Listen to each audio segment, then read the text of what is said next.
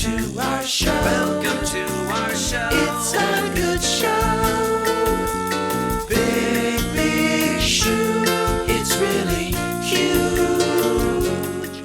Hey everybody, have you heard the news? John Brennan is back in town. That's right, I am John Brennan from The Last Drive-In with Joe Bob Briggs and multiple Troma projects like #Shakespeare's Shitstorm. And you are listening to Talkin Troma with Zack Bynes. It's a good show. Big, big shoe. It's really huge. Welcome to the show.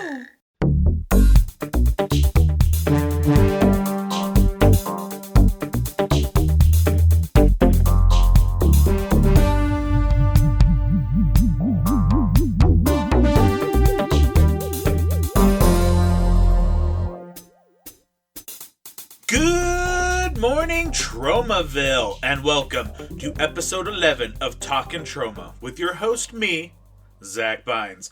The show where me and a guest chum the cinema dance floor by watching a Troma movie and then pair it with a non-Troma title for a fantasy double feature. I want to thank everybody for listening to Season 1. Be sure to go to the Talkin Troma YouTube channel where I made a music video special. I also did a few guest appearances on some different film podcasts during the break. I was on the Make Your Own Damn podcast, which is another Troma podcast, and I talk about my top 5 favorite Troma movies with the hosts Jeff and Lucas. And I also got to sit down on the Yesteryear Ballyhoo Review podcast with past guest from the Squeeze Play episode, Zach Eastman. And we sat down with Lloyd Kaufman, president of Troma, to talk about his love of classic cinema. It's not something you really get to hear Lloyd talk about that often, so I highly recommend checking it out. It's pretty cool. And now for season 2, I'm going to bring even more insanity from Tromaville. But first, let me introduce my guest. He has thrilled audiences around the world with his work in Tromaville, including the Return to Nukem High series, #Shakespeare's Shitstorm, numerous Troma shorts such as Kabuki Man's Cocktail Corner, soothed the mutant families with his music on Joe Bob's Last Drive-In, recording sensation with a new album out now called No Offence Taken. Let me introduce to you, John Brennan. Hi, thank you so much for having me, Zach. This is absolutely incredible. I just want to say one thing, though. It's no offense, none taken. No offense, none taken. Yeah, I answer the question or the statement for you. It actually is, it's kind of funny. It's like when you say that to somebody, you say, if we were in the hills and we were all going to die of cannibalism, we would eat you first. No offense, none taken. So you already give them the none taken. So I just like that. It's like preemptive strikes. Exactly. So one thing I always like to lead the show off with is I want to know how everybody got into Troma. What was your first Troma experiences? Yeah. Oh man. It definitely was like a Cinemax or HBO or whatever was back in the day, in the early 90s. Was Class of Nukem High Part 2. It was one of like the first nights I ever stayed up really late. I remember it so vividly. I was in my basement that had wood paneling and I was watching cable and that movie came on and I swear to you, it blew my mind. It was like, I'd never seen anything like it. It was Looney Tunes with gore and breasts and monsters and jokes, but also parts of it were it freaked me out. The mouth and the belly button for the subhumanoids. I was like, what the hell is this? But I was fascinated. And then through that, I sort of like learned, because I was like reading Fangoria and things like that. I learned what Troma was. So I rented Toxic Avenger 2 and 3. Toxic Avenger 1 was out when I actually actively went to get Troma stuff. So I got 2 and 3 and I loved it. And from there on, I would just like catch their stuff whenever I could.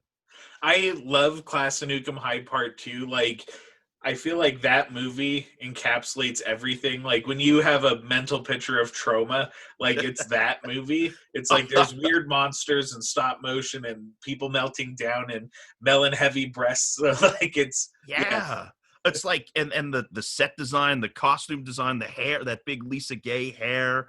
It's just like iconic things happening in that movie. And it's a little less, if you could say, I mean, even though Class of Nukem High isn't all serious, the first one, it's very much less serious than the first one. Yeah. But it's also, there's something really creepy about it. The stop motion, I remember being creeped out. And like I said, the belly buttons with the mouths and stuff, just like really ripped my 9-year-old brain apart. I want to get a tattoo like the bad guy. I think his name is Yoke in that movie. That says like "eat broccoli" over his like instead of the thug life, it was "eat broccoli." Oh my God, that would be an amazing tattoo. And people would be like, "What the hell?" But then you'd find the one person be like, "I remember that." Oh. And it's like, all right, we're friends. Yeah, exactly. So you grew up, kind of watching these movies. When did you start working at Troma?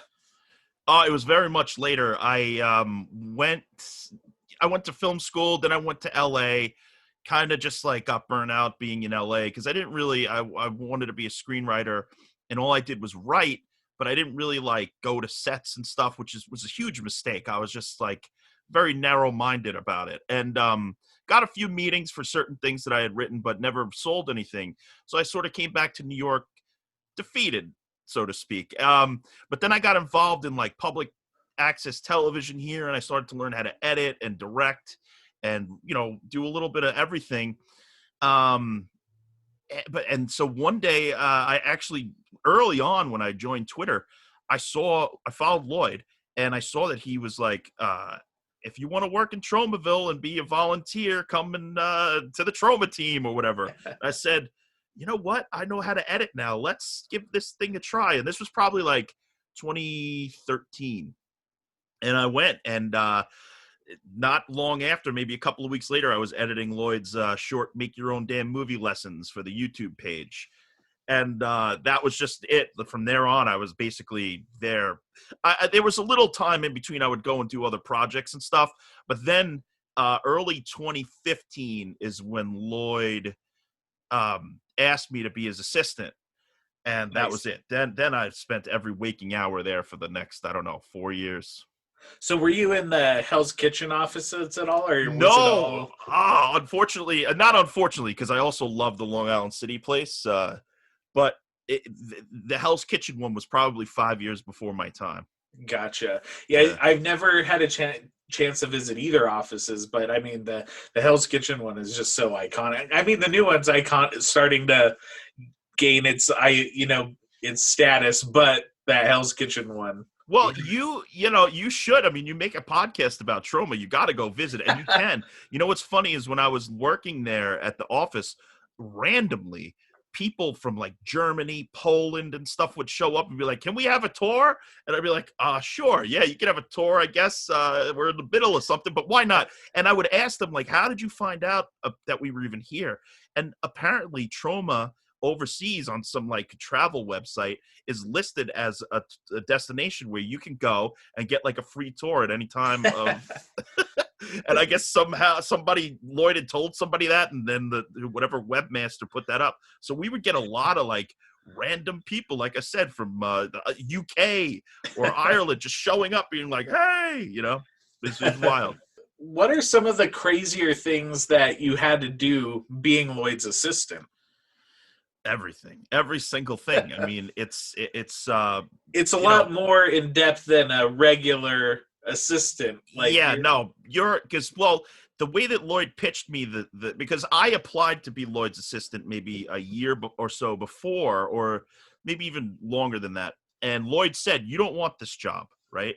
Every time that Lloyd and Michael interview somebody, they literally tell them, "You do not want this job. It's going to be a living hell." They don't lie.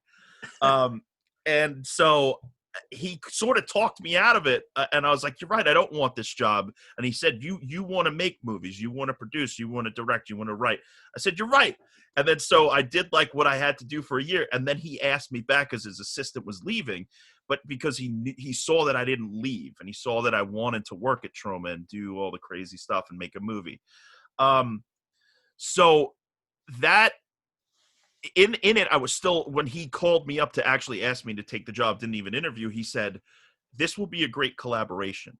And that sort of stuck with me because I said, you know what? Yeah, maybe I will have to book plane tickets and get hotel rooms and all that stuff. But on the opposite end of it, I'll be able to see the inner workings of a fully functioning independent film company that's been around since 1974. I'll get to work on these crazy shoots. I'll get to see what it's like, pick Lloyd's brain, Michael's brain.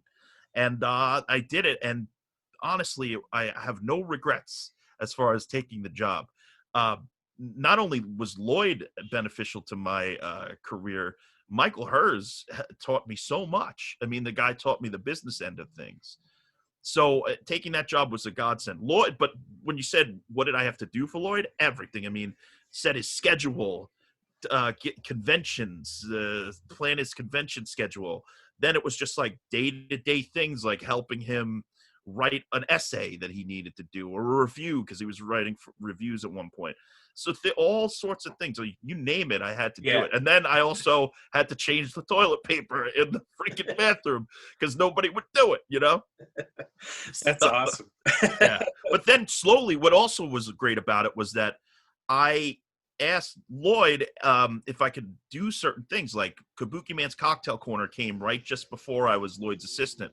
And that was a success because a lot of people go there and say they want to do a lot of things and tell Lloyd, pitch him or whatever, and they don't do what they're going to say. They either disappear or it's just not right. I don't know.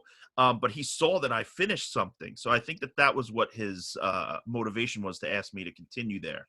So, but I got to work with the characters. I got to play Toxie 100 times. I mean, and on some actually important things like on the Comic Book Men for Kevin Smith's show, I'm Toxie on that. And I feel like that's sort of canon, you know? It's, like, I've also had the pleasure of being Toxie, like, at Troma Dance, you know, for Hell yeah. So, like, some, like, official stuff. So it like, and it's almost like being a Disney character because Lloyd's very secretive.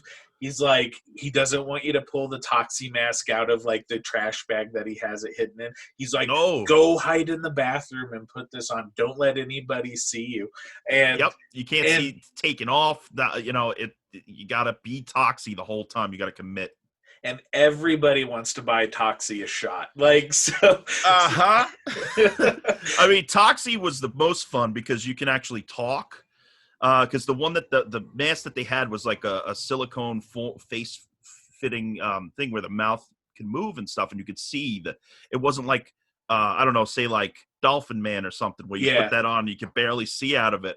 So that was really cool. I mean, Toxie was a lot of fun to do because I would get into it. I would have the mop and do the voice and, oh boy, everybody, we're gonna, you know, that sort of stuff. So, I also got to play. This was my favorite one, is getting to be the Toxic Avenger at the Museum of Modern Art when they screened Romeo and Juliet, and I read a poem in front of the crowd, and it was really amazing. I mean, that's one of the most famous museums in the world, and I got to be the Toxic Avenger. So cool. Yeah, that's definitely was always like a bucket list item for me. Like, I get to be the Toxic Avenger as something. Like, I know it would never be a movie, but, you know. Which Troma Dance were you at? I was at a few of them, like 06, 07, and I think 08 in Park City. So like the actual one, like not, I don't mean actual, of course it was but you were in Park City. In the OG ones. Yeah, we got That's cool. harassed by the police. My buddy was playing the accordion, and I had the mop, and the cops would stop us all the time. But Toxie's a celebrity, like, out there, like, or he was, like, people wanted their photo with him, and you would be able to crash all, like, the weird Hollywood parties because you're the really? Toxic Avenger. That's awesome. Like, I snuck into a Paris Hilton party dressed up as the Toxic Avenger. And then I asked if she had chlamydia, and I got kicked out.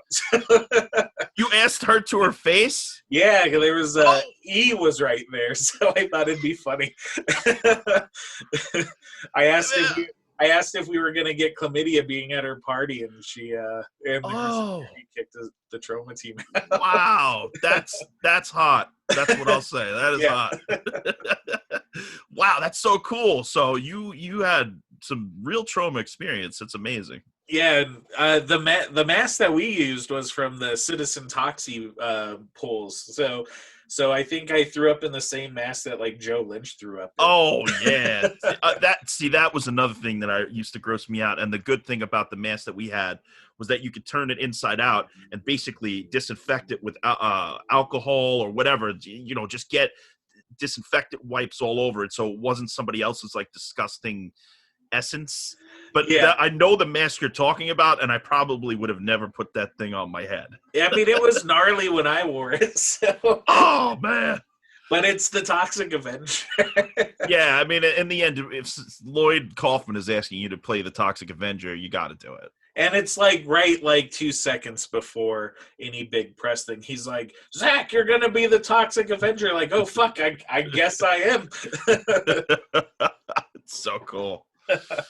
So when you were at the Troma offices, though, I definitely had noticed, and I feel like it's your stamp and people at the offices at the time on the shorts and little short films that Troma was putting out around there. Why don't you talk a little bit about producing some of that original content at Tromaville? Yeah, so we sort of, when I got there, someone else named Dylan Mars Greenberg had started. And Dylan is an amazing artist, started making movies at, 16, 15, 14, just has always been making movies. And by the time they got to Troma, 18 years old, had already made 4 feature films or something like that, something crazy. So there was a great collaboration also between Dylan and I, because there was a lot of times where Lloyd would be like, we have, 12 Blu-rays coming out and we need intros for all of them. And so we're like, oh my God, but it started to become fun because we started to make these like really fun shorts that were part of the Troma universe with Lloyd as the star. And we would write them and direct them and have a lot of fun. I mean, Dylan did a lot of those and, up against the green screen. And that became just like a fun thing that we would do. And then we would use all the characters. And also, like I said, I was doing Kabuki Man's Cocktail Corner with Doug Sackman. And that continued on as I was working there. And then one day I was sitting there with, it was the day after the Super Bowl. And this guy who worked there, Gibson Merrick, he was one of the salespeople. And it was the year that Katy Perry had something with like to do with sharks or something on the thing. And I think Gibson or the art director at the time had photoshopped Dolphin Man in at the Katy Perry Super Bowl thing. And we all started laughing because it did really good on the Troma Facebook page. And Gibson said it was a bucket list to play Dolphin Man. And I was like, well, when was the last time Dolphin Man was on screen? And like, I don't know, Citizen Toxie probably. I was like, let's make a Dolphin Man short. Let's do that. So we did. We made this Dolphin Man short to promote Troma Dance 2015, I think, where somebody steals the Troma Dance selections and Dolphin Man has to go investigate where they are. Because the Toxic Avenger is in Hawaii and Kabuki Man is drunk in a gutter. So Dolphin Man could save the day. So then because of that, we made a couple of more Dolphin Man shorts, one for Thanksgiving called Dolphin Man versus Turkey Man. And that's on YouTube still, Troma's YouTube page. And then we made one more called Dolphin Man Battles the Sex Lobsters, which went on to 33 international film festivals as an official selection and played on 6 continents. And so Dolphin Man travels. People love Dolphin Man. I mean, it's a dream to make Dolphin Man the motion picture. And I appreciate that you even had the balls to take Dolphin Man out of Citizen Toxie. Yeah, I mean, it's so because they call him the most useless, but I don't know. I think the Mad Cowboy is kind of useless. I mean, what does he do? He's got the udders a little bit, but no, Dolphin Man was a lot of fun to play with, and then. The only thing that we haven't done for Dolphin Man is Antarctica. So if there's any Antarctican scientists, if Antarctican is a word, and you just want to watch Dolphin Man on Zoom with me, and we could call it Troma Dance Antarctica, let's do it. Let's set it up. Let's find somebody in Antarctica to set that up. We'll make history. Maybe we could get it to play on SpaceX. Oh my God! On their Imagine next- Elon Musk smoking a blunt, watching Dolphin Man battles the sex lobsters. I could picture that. It doesn't seem too far out of the realm of possibility. Yeah, so that was a lot of fun. You're right about I remember the shorts were really like a great creative burst between me and the Troma team. All the people who worked there at the time, and I mentioned Dylan, but there was a lot of other people who helped out, and a lot of the volunteers and stuff. And it was just like a really fun time at the office. And it seems like there's a lot of bleed over from the people who were at the office at that time who worked on those shorts and the Return to Nukem High series. So what was your role or roles, because it's Tromaville, so you're doing more than one thing. Oh yeah. What did you do on Return to Nukem High? So I didn't work on the initial portion of Return to Nukem High Volume 1 and Volume 2. That was shot up in Buffalo, Niagara area in like 2012. And I came to Troma in 2013. But so what happened was, I guess they split the movie into two. They put out Volume 1 right about when I was starting. And then when they went to start to finish up Volume 2, they needed a lot of material to fill in the blanks. They had a few holes in the story and stuff. So I became the co-producer, essentially, of Return to Nukem High, a.k.a. Volume 2, which is the actual title. It's an amazing title. On the day that he came in and said that was the official title, we were like, how are we going to tweet about this movie? Because the one tweet is basically the whole title. Oh, my God. But we figured it out. So what I did on the movie was basically filled in the blanks for like 40% of the movie, where we made some new characters and stuff like that. But literally, I had $0. I mean, I'm not even exaggerating. I had $0 to work with. So I had to get creative. We had to pretend like the Troma basement was the basement of Tromaville High. Or we had to get, because Troma at the time, they probably still do. They probably have more. But they had about 100,000 or more subscribers on their YouTube page. Or maybe 500,000, something crazy like that. But we were allowed to shoot for free at the YouTube space in New York City. So we did a few scenes there, and that ended up in the movie. And so little things like that, just like getting creative around the town. Then we got like a classic car one day and put Lloyd in it in the back seat with his like assistant character from the movie, and just like little small things like that. And so, yeah, that's what I did. It was like fill in the blanks. I will say that I was lucky enough to show up in Return to Volume 2 for like a blink and you miss it moment at San Diego Comic-Con. Oh, that's awesome. I love that whole montage where it's like people from around the world, literally just Troma fans, shot themselves melting down with the old Broma seltzer and food coloring trick. And it's like a really interesting part, because it just goes to show you how fans can elevate in this day and age of technology, how you can put out a call and you can get people from France, from San Diego, from Australia, anywhere. It's amazing. So there's one guy is melting down on the Great Wall of China in it. It's like, it's insane. And he's never heard of again once they found out what movie that was. Well, this was just slightly before China really went over the freaking went really crazy. And did you have any music involvement in Return to 2? Yes, actually, this is an interesting and good segue to lead to the Joe Bob stuff, because this is sort of how it happened. One of the main people who I worked with while I was there was Matt Mangiarides, who was head of Troma Team Video when I started as a volunteer. And so one of the scenes that was being shot was to add to Return to Nukem High Volume 2 was a Buffalo Bill like mocking scene where Lloyd tucks his dick. He does the whole dance. But of course, Troma cannot afford Goodbye Horses by Q Lazarus. So Matt Mangiarides knew that I had, I was like a home recorder. I would do like just stuff and put it out on Bandcamp. And I was kind of prolific. I would just like put anything out. But some of it sounded okay. So Matt was like, can you try to do a knockoff of Q Lazarus's Goodbye Horses? And he's like, talk to Lloyd about it real quick. And I was like, Lloyd, I'm going to try this song. And he said, as long as it's called The Silence of the Ducks. So I'm like, oh, that's fucking, I can work with that for sure. The Silence of the Ducks. So I go home and I write this song, The Silence of the Ducks, put it in, it gets approved. Now fast forward to we're shooting this thing, and we're shooting it in Lloyd's house. And Lloyd didn't tell his wife what we were doing. His wife, the wonderful Pat Kaufman, who helped produce with Justin Martell and I, hashtag Shakespeare Shitstorm. But this was before I knew her. So she came home in the middle of Lloyd's like first take of Talking, right? So she's like, Lloyd, she's like, we're going to get sued. You can't do this, blah, blah, blah. And she's like screaming at him about it. And she's like, but she said, we're going to get sued because we can't use that song.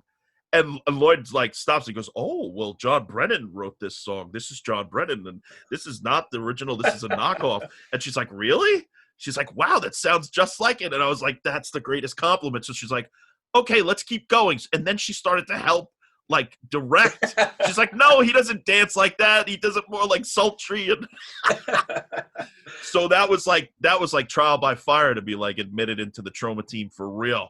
But so leading from that, just like quickly, that's sort of the thread that led me to Joe Bob, because later on when Matt Mangiarides and Justin Martell, who were Troma guys, they were doing and developing the Last Drive-In with Joe Bob Briggs, and they asked me, because of that, try a demo for the show's theme, and I did, and I have Troma to thank for it because I got the theme song. That's something that's pretty nuts. I don't think a lot of, because like the Joe Bob, I feel like the new Joe Bob reincarnation has an even more ravenous fan base, and I don't think they realize how much of that crew like started out in Tromaville. Like I know Zack and Nico also worked on it, and it's like pretty nuts. It was just like, it almost seemed like everyone packed up their bags from Tromaville to go work in Texas. With, well, the first Joe Bob marathon, the 13 movie one or something like that, 11 movies, whatever it was. That one was shot in New Jersey, and it was a lot of Troma people. And the reason why it was because Shudder at the time, somebody at the top, they had given a budget or promised a budget of like, a real budget for a show. And then they slashed it down to $30,000 and was like, okay, here's some development money and we'll see. So what Justin Martell and Matt Mangiarides and the director Austin Jennings did was say, you know what? Let's just take that money and make a show. Like, forget about developing it. We come from a Troma background.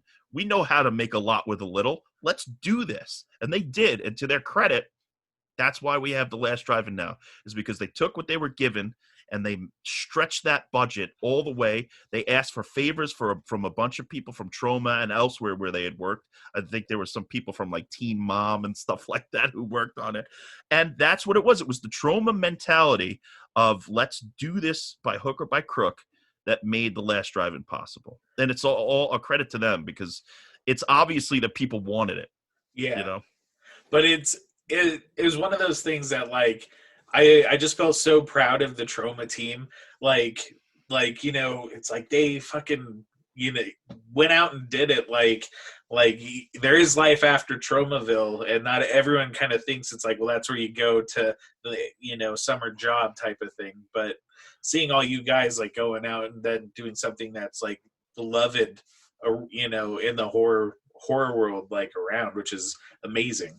Yeah, I mean the thing is, it's with the show, we're all fans of it anyway. We're fans of obviously Troma. We're fans of The Last Drive-In, so we do it out of the love. It's like, yes, we want to have great careers and make money in this industry and have a life, all that stuff. But we would also do it even if it wasn't the money. You know how much free work we've all done? Yeah. It's insane the amount of free work we've all done, and not just for Troma and The Last Drive-In. So it's just out of the love. I mean, I think that shines through with a lot of this stuff. So now, did you expect when you were starting when you did the theme song for The Last Drive-In that you would become a reoccurring character part of the legacy of Joe Bob? I had no clue. I mean, I was I was hired as like a production coordinator to like, because like you said, wear many hats, 3 jobs, whatever. So I was like, getting the catering. I was transportation. I was helping build the set. I did a little bit of everything on that first marathon and afterwards as well. But that's really what I was hired for. And then the theme song was like a bonus. But because there was a circumstance where one of the guests, Lyle Blackburn, couldn't bring his guitar and couldn't perform one of the songs. It was the song from the movie The Legend of Boggy Creek. And Joe Bob really wanted to do that song as a sing-along. So Austin Jennings said, the director was like, just bring your guitar to me. And I did. I brought it to set, and we practiced that song beforehand. That was the first time I met Joe Bob, was when I practiced that song. Nobody Sees the Flowers But Me. And we did it, and that was it. And it really went over well, and people applauded afterwards. It was just like a really funny bit. So I think he saw that I could do a little bit of something, and he listened to my music, I guess, and just started to write in little bits. And here we are. I don't know. We're, I think, 25 or so songs in, and we're not stopping. We have a few more planned coming up. So I'm really surprised. I'm as surprised as anyone. and then it was, also super cool to see him play a few Troma movies on the last drive-in. Yeah, it must have sort of felt a little full circle when Lloyd came in with Troma's War. It was so cool. I mean, seeing him come down, because at that point we had gone down to Dallas maybe 2 or 3 times, and just seeing him down there and with Patty Pie and doing Troma's War, which is one of those movies where it's not the obvious choice, but it's a great choice because Troma's War is so it's so underrated and so funny and so weird, and it's unlike one of those anything. Those who know with Troma's War. So it's unlike anything they ever did, and so that was a really cool thing to have. And then of course we played Bloodsucking Freaks, and then Mother's Day, and so there's been some cool Troma. And you even gotta do a song with Jericho for Bloodsucking. Oh Freaks. Man, yeah, and that was like a marriage of 2 crazy worlds. Like Chris Jericho, it's just so odd. I never ever in my life thought that I would be collaborating with somebody like that famous. You never thought you'd be collaborating with a pro wrestler on something? Yeah, on like a song about an obscure film, and the dude, he opened for Iron Maiden with his band Fozzy. So I'm like, anybody who opens for Iron Maiden is a friend of mine. Yeah.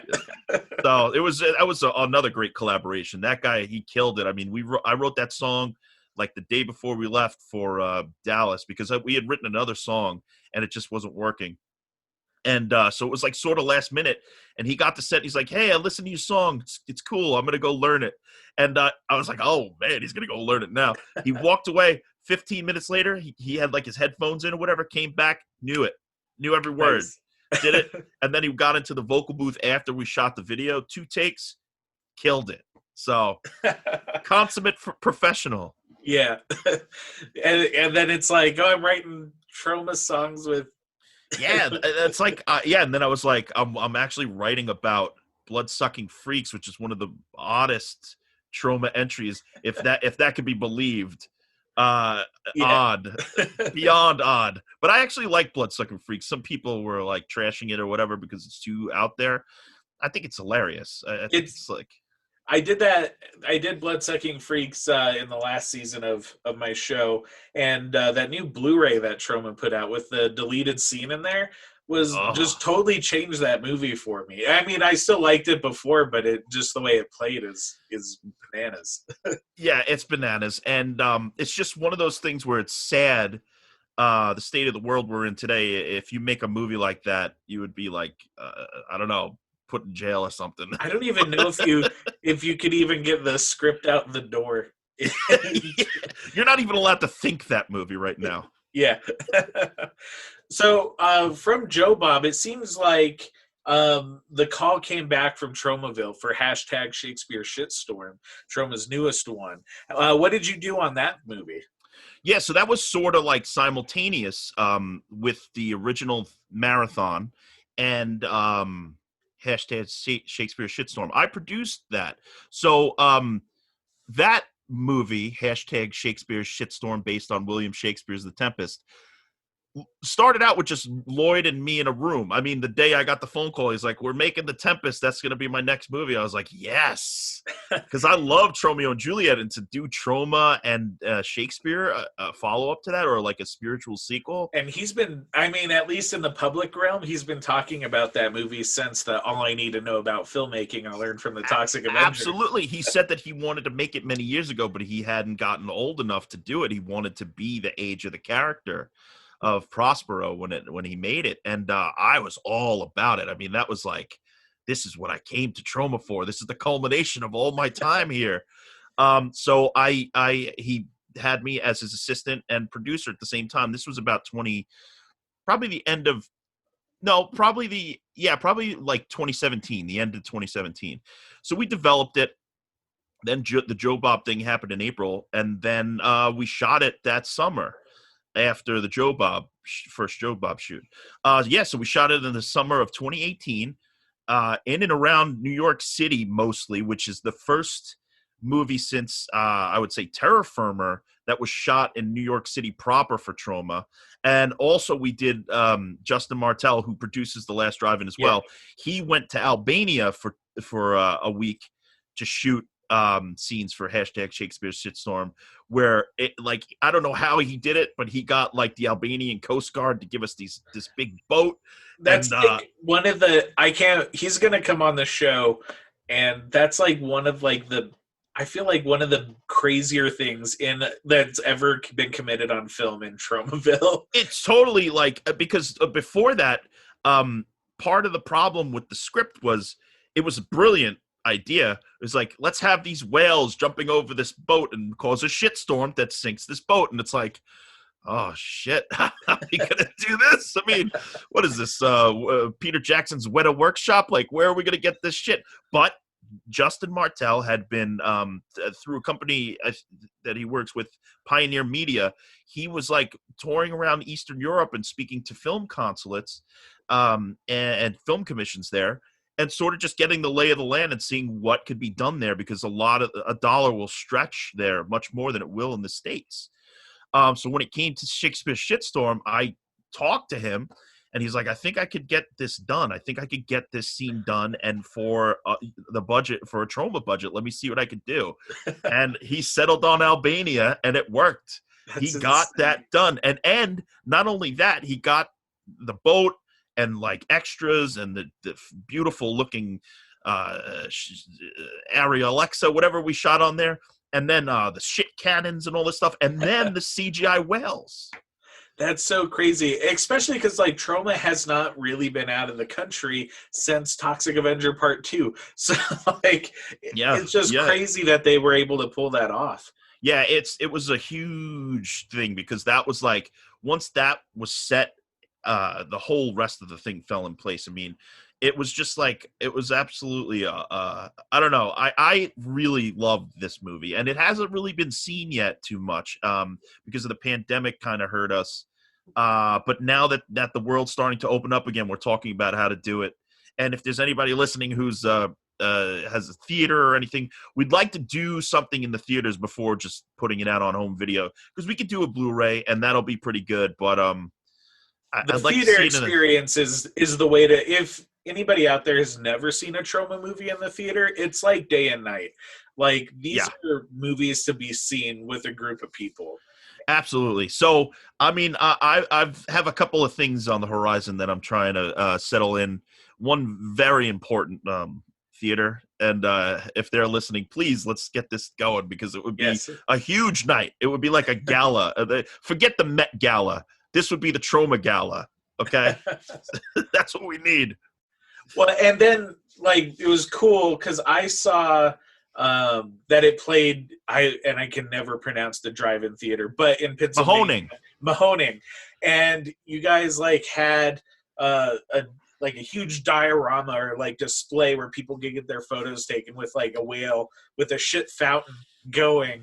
Like, yeah, that I think part of that was Doug Sackman, but also part of that, Mahoning has this guy there, JT, who does a lot of these like photo ops there. Anytime you go, say it's like Nightmare on Elm Street. I went there for Freddy Fest last year, and he had the facade of the Nightmare house made.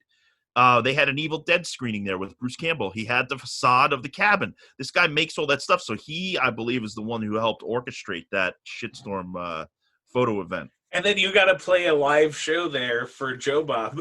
Oh, yeah. That happened a few months later. But, yeah, the live show at Joe Bob was like a life highlight. I couldn't believe what it was like to play for like 1,000+ people who actually wanted to listen. Because, sometimes you're at a gig and people don't know your band and they're sitting at the bar looking away. They don't know anything. But this one was like, people knew the songs. People were singing along. People were moshing and it was like amazing. That's awesome. And well, and speaking of music, you have a new album out. Why don't you talk a little bit about that?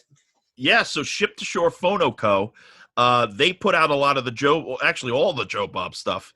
And the Troma's War soundtrack too. Oh yeah, they do a lot. They do video games. They do horror soundtracks. They did Class of Nukem High, Troma's War. They do a lot of cool, like sort of niche things. But I think a lot of the vinyl has survived because of niche markets. Everybody wants the horror soundtracks or the video game soundtracks. So part of that was The Last Drive-In. But The Last Drive-In was doing really, really good for them. So they said, let's try a John Brennan solo record. And it worked. It's been selling, and it's called No Offence, None Taken. And I mean, it was really fun for me because originally before the pandemic is when we decided to do this. And it was supposed to be my first studio record. But of course the pandemic hit, and instead of delaying it though, because I've been home recording for like 20+ years. So I said, you know what? Do you mind if I try it? Try to get some songs that sound good enough to put out on vinyl. And, if the Joe Bob stuff sounds all right, maybe this will. And they agreed. They said, let's see what you can do. So I made over the pandemic this No Offence, None Taken. And it was sort of cobbled together from tracks that I had written a while ago up until like that week. I wrote a couple of tracks. And I even put like as a secret track on the record, one of the very, very first recordings I ever made on a cassette tape with my friend Paul. So that's like the secret track. So it's from every bit of my home recording career. So that what would have been my first studio record became sort of a culmination of my home recording years. And I kind of like that. So I love the first single that you put out, which we're going to close the show out with when we get to that point, but Shark on the Dance Floor, and the music video is just so much fun. Oh, thank you. Yeah, that was a lot of fun to do. And that song, Shark on the Dance Floor, that's one of them. I wrote that in like 2005 or something like that. And I just sat on it because I just never had a project that I needed it for. But I always knew there was something to it. And thankfully, this is the way, and it was the first single, and it knew that its time would come. So here's something I wanted to talk to you about. There was an interesting time in Troma history not too long ago. If we rewind back over the last 4 years, there was QAnon and Pizzagate, and correct me with my interpretation if I get anything wrong. But from my perspective, James Gunn was on Twitter, and he's very outspoken against Trump. And the QAnon Pizzagate guys were basically, fuck James Gunn. Let's go through his old Twitter feed and cancel him. So they didn't really care what he was saying. They just hated that he hated Trump. And so they found tweets from his Troma tenure on there, which, they were offensive. And as you could imagine, they were very Tromarific, filled with satanic and incest. Everything that the QAnon guys said Hollywood was doing, that's what James Gunn was tweeting about. But with that, and getting James Gunn canceled, they started to go after the Troma team, where they were doxing people who worked at Troma. They would show pictures of some of my friends who worked with Lloyd and like their grandkids, and be like, see, they're molesting and sacrificing these children to Satan. And then you got involved on there. And basically, from what I saw, when you got involved, you basically shut down the entire Pizzagate, dude. Something that no one else could do. And I saw you shut it down. So how accurate was my interpretation of everything going on there? It's a very good primer because no joke, there's enough in this story that I could put out a book about it. And I will one day when I'm later on in my 70s or something, I'm going to write the fire herpes story. Hashtag fire herpes. It was seriously the weirdest thing I've ever, and I told my wife, I was like, I'm in some of these tweet chains from 2007. So there's a good chance that I might get doxxed. Yeah, so absolutely, they would have come after you in a heartbeat. So there's a small piece in between when you said they went from James Gunn to the employees. They went from James Gunn to Lloyd because Lloyd was answering some of those in a playful way, some of the tweets that James Gunn had made. And now, look, I'm not going to defend the tweets or whatever in a joke way, but I will defend the right for him to make jokes anytime. So, and it was obvious that this dude was making jokes. He was just trying to be a provocateur or whatever, an evocateur, whatever you want to call it, and just be edgy on Twitter. Whether or not he succeeded, who cares? It's besides the point in this situation. So one of the tweets that he had made said something about Nambla, James Gunn. And and why people started coming after Lloyd is it was a very Lloyd answer. Lloyd said something like, "Don't tell anyone that I mentored you at Nambla," but he capitalized men. So it was like a pun, and it's a typical Lloyd Kaufman. Lloyd makes puns like it's going out of style. He just makes puns constantly. So because of that tweet, and because of certain other small ones that Lloyd had made over the years, Lloyd makes jokes too. Yeah. That's why they went after him. On top of that, one of Lloyd's daughters had interned at the Podesta Group. Now, to get really deep into the whole QAnon thing and this or whatever, a slight just detour. Podestas are the people who basically a lot of the QAnon people or Pizzagate people believe are some of the masterminds behind child slave trafficking and all kinds of horrible things. So the fact that Lloyd's daughter interned at the Podesta Group and Lloyd has a picture at an event that his daughter and Podesta were at, and they're like, hey, that's their ammunition. So instead of saying Leslie Nielsen starred in The Naked Gun with O.J. Simpson, he's guilty as well. That's what they were basically doing. Yeah. So anyway, to fast forward, it's weird because this whole thing culminates with both The Last Drive-In and Troma and this whole fire herpes Pizzagate thing. So we had just finished Shakespeare Shitstorm. Then we went to do our first stint in Dallas for The Last Drive-In. And afterwards, me and Justin Martell and Matt Mandrees were like, let's make a road trip to celebrate up to freaking Memphis and go see Graceland and then go over to Nashville and see Ween and in concert. We're like, yeah, it's going to be a great time. So on our way to Memphis, I'm reading about this Tromagate thing, and I'm watching one of the videos, and I see that they snapshotted my Instagram, my personal Instagram. And so I had put up a picture of a cat at a DJ table with a pizza on the turntable, and he was scratching the pizza instead of a record. And they said that was satanic imagery, and that with the pizza and all that, that's why I was part of the fucking problem. And I flipped out. I mean, I was ranting. I was screaming in the car.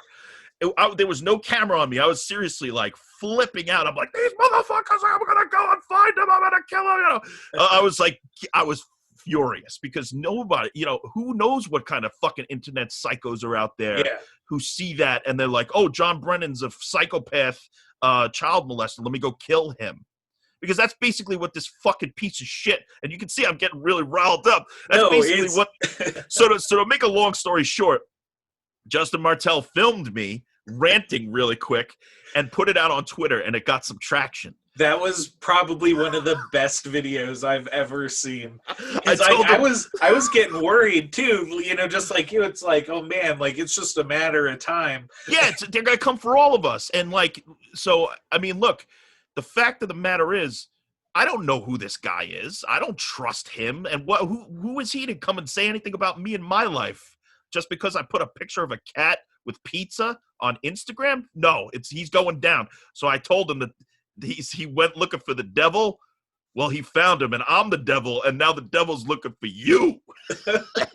So that was the first part of it. So then we get to the place in Memphis, and we're like hanging out, having drinks, and some guy tags me on Twitter, and he's like, "I'm going live if you would like to talk about this Tromagate, Pizzagate stuff." And I was like, I'm not going to do it. And Justin Martell was like, you have to do it. Like, there's no way that you can't do this. And you have to make it crazy. And I was like, all right, I'll do it. So I went crazy. I told them that I was practicing black satanic magic and that I was going to do a thing called fire herpes, fire spells. And that I was going to give them herpes for 1,000 years in hell. And the reason why I said this, because I was like, what psychologically will fuck these guys up?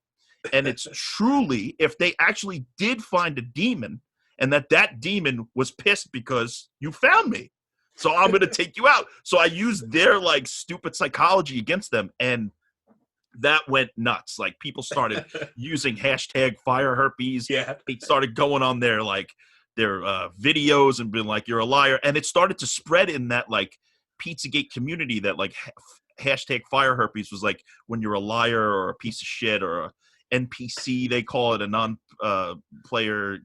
I forgot what all the terminology, but I'm out of the loop now. But that fire herpes really spread. The guy went away for like a day or 2 days. They both came out after 2 or 3 days with apology videos. Please don't give me fire herpes, please. Like, he literally said, and I saved the video for posterity. And in his video, he literally like says, I take everything back.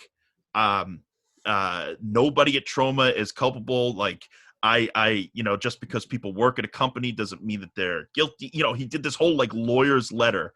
The only thing at the end is that he tagged and he's like, I'm still unsure about Lloyd Kaufman. Like, he left it like that dangling. But the best part was, while he was telling this thing, there's like splotches all over his face. And he must have been like really nervous or something and had like a bad week because I gave him a shot. And people started to say that I actually gave this guy fire herpes. And that started to spread. That started to spread throughout that community that I really was a black magic magician or whatever the hell. Like, stay away. And since then, I haven't had any problems. So if you're going to come at me, you're going to get hashtag fire herpes. That's all I got to say. When the 100-year tome of the Troma stuff comes out, like, this is one of those stories. It's like, well, here's when Lloyd got into a fight on the Morton Downey Jr. show. Here's when Troma was wrapped up with Pizzagate. And well, the thing was, I didn't involve Lloyd. I never tagged him in anything, and I basically did it independently of the company because at the time I wasn't officially an employee anymore. I had just produced the movie, and that was it. So I did it so that it wasn't like the company. I was representing me, but I was also saying while I was representing me that all the things that you're saying about this company are wrong. I mean, they were saying that there were kids chained in the Troma basement. I've been in the Troma basement. There's barely even like, there's not enough room. There's not enough room. It's like, it's you're barking up the wrong tree. Who knows? Like, there's real evil in the world. And if you want to be one of these people who goes out and investigates, do it for real. Don't do it like, oh, I see on the internet that there's no, you can't. You can't do it. You can't be Sherlock Holmes over the goddamn fucking internet, especially when you're going after Troma. This is it's 50 years of movie making stupid monsters and stuff. Like I said, I can do hours of Pizzagate, but we'll move on. Yeah.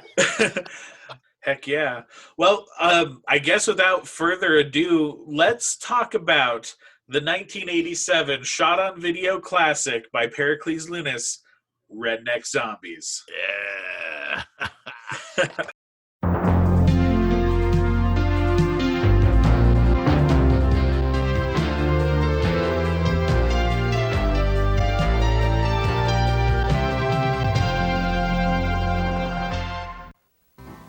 In the heartland of America live a very special kind of people.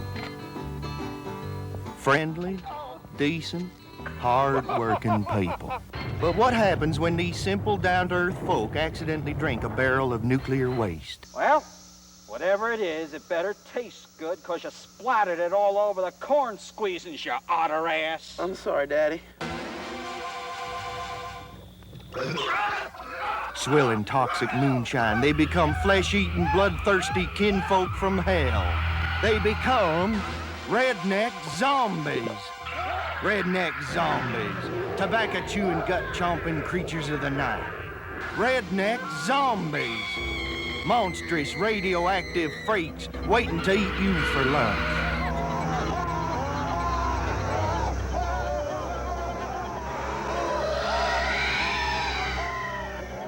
Alone and lost in the backwoods of Maryland, 7 city slickers will encounter a nightmare world of the hillbilly undead. Not since blood-sucking freaks has there been such controversial scenes of violence, dismemberment, and cannibalism. Whoa, Ty, check it out. It's a native. Oh, hello. There's thrills, chills, and adventure, plus plenty of lip-smacking nourishment.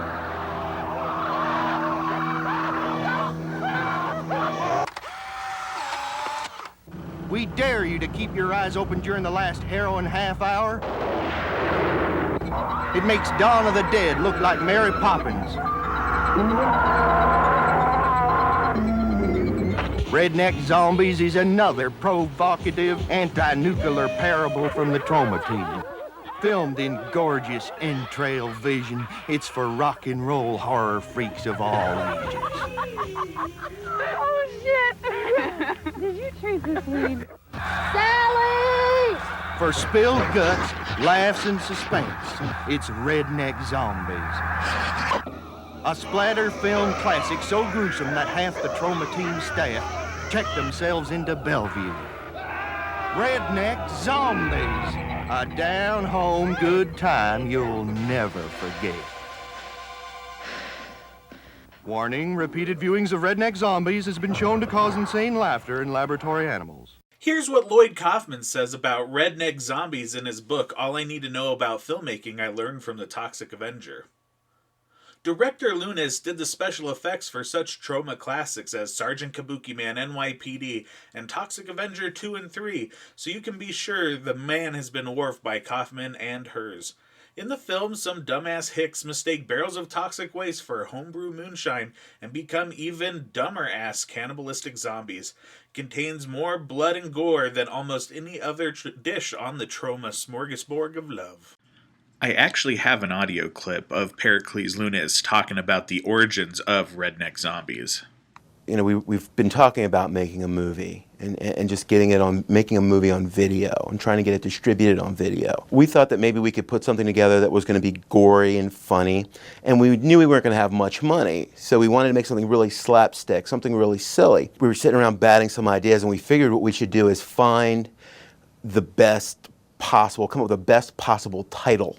And when we hit on Redneck Zombies, all of us just looked at each other and we knew that was it. And Ed Bishop immediately started writing a script based on Redneck Zombies. Oh, what a feast. This movie, I would call it a feast. Feast. It's like, yeah, it's like, you know, it was back in the day, I wasn't really a fan of like shot on video stuff, and I would always turn it off if it was like looked like crap or sounded like crap in the first 2 minutes. But as I got older, I started to appreciate, because it's really hard to make movies and it's really difficult to be on set and to do it and to get it done. And so when I watch Redneck Zombies, I feel the pain and the passion and all the things that it means to make a movie. And it's so inspiring to me.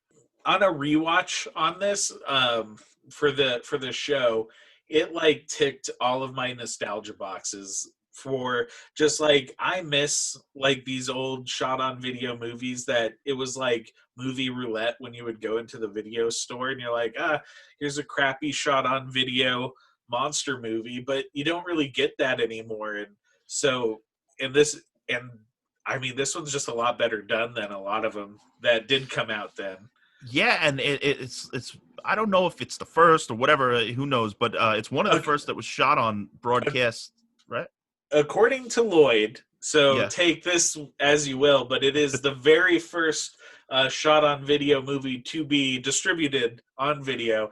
And so I was kind of looking into that, and It's to be debated, because I know that like Sledgehammer and Boarding House and like video violence and Cannibal Camp Out. There's other movies that may have taken that title, but it is one of the first. Yeah.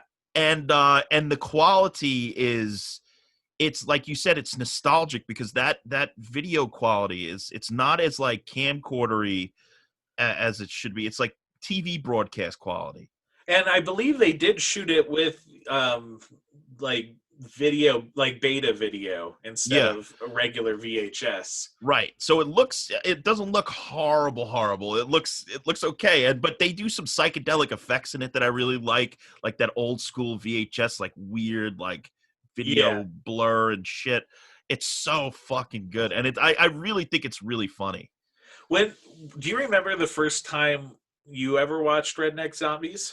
Yeah, when I first got to Troma, I was like, I'm going to watch as many of these things as I can, because this is one that I probably, who knows, maybe I encountered it when I was younger and I just didn't watch it. So when I got to Troma, I tried to catch up on the classics that I hadn't seen. And this was certainly one of them. And I was blown away. I was like, where's this been for my life? Like, why haven't I watched this? Especially since I was a Troma fan. So yeah, I sat down and I was like basically studying, because you got to know some of the catalog if you want to work in Tromaville. Yeah. And it, like I said, I just watched it front to back. I wasn't texting or typing during it. I was like laughing along, having a couple of beers, and it just was one of those really just entertaining experience.